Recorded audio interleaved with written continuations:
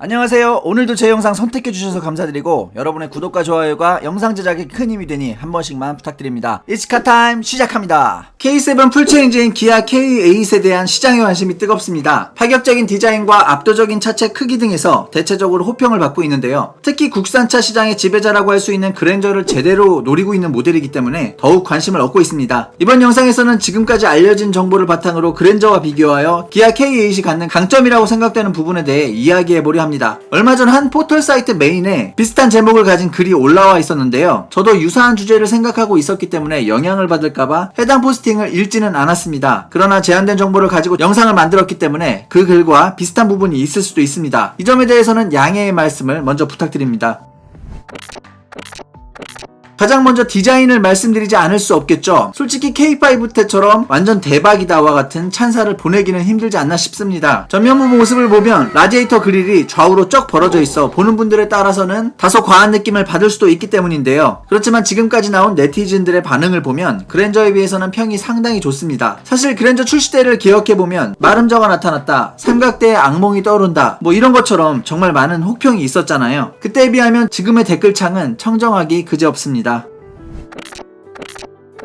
그랜저는 2세대 플랫폼을 사용하고 있습니다. 하지만 기아 K8에는 3세대 플랫폼이 적용되는데요. 해당 플랫폼은 무게중심이 낮아지고 휠베이스가 길어졌기 때문에 안전성과 주행질감이 개선되었으며 넓은 실내 공간을 제공하는 것으로 알려져 있습니다. 또한 엔진과 배터리 등 무거운 부품을 되도록이면 차체 중심에 가깝게 이동시켰기 때문에 무게 밸런스 측면에서도 전세대에 비해 좋다고 합니다. 게다가 반자율 주행이나 사륜구동 등을 고려하여 설계되었다고 하는데요. 실제로 K8에는 그랜저에서 만날 수 없었던 사륜구동이 된다고 하죠. 어찌 보면 가장 기본이 되는 부분에서 우위를 점한 것이기 때문에 이 하나만으로도 승부가 갈렸다고 말씀드릴 수도 있을 것 같습니다. 지금까지 현대기아에서 나왔던 많은 준대형급 아래 차량 중에서 5m를 넘는 차는 없었던 것으로 기억하는데요. 그런데 기아 K8은 5015mm의 전장을 갖게 된다고 합니다. 그랜저에 비한다면 25mm나 더 긴데요. 이걸 센티미터로 환산하면 2.5cm입니다. 작은 차이라고 생각하실 수도 있겠습니다만 자동차에서는 꽤 큰 차이라고 할 수 있습니다. 2열 무릎 공간이 2.5cm 늘어난다고 생각해보시면 어느 정도 감은 오실 거예요. 게다가 해당 모델은 전륜구동을 채택하고 있으며 같은 전장 대비 넓은 실내 공간을 제공한다고 알려진 3세대 플랫폼이 적용되었기 때문에 아마 G90에 부럽지 않은 실내 공간을 제공할 것 같습니다. 파워트레인에서도 몇 가지의 차이점이 있습니다. 최고 트림의 경우 그랜저는 3.3L 배기량의 엔진이 탑재된 데 반해 K8에는 3.5L 엔진이 들어갑니다. 200cc가 더 큰 엔진이죠. LPI 엔진 역시 그랜저 LPI의 3L보다 500cc나 더 큰 3.5L LPI 엔진이 탑재됩니다. 하지만 이 같은 차이를 강점이라고 말씀드릴 수는 없을 것 같은데요. 근데 하이브리드 라인업의 경우에는 이야기가 좀 다릅니다. 그랜저 하이브리드 엔진 배기량 2.5L입니다. 근데 K8에 들어가는 엔진은 1.6L의 배기량을 갖고 있습니다. 무려 900cc가 적은데요. 출력을 보면 20마력 이상 높게 나타납니다. 이 부분은 확실한 강점이라고 말씀드릴 수 있겠습니다.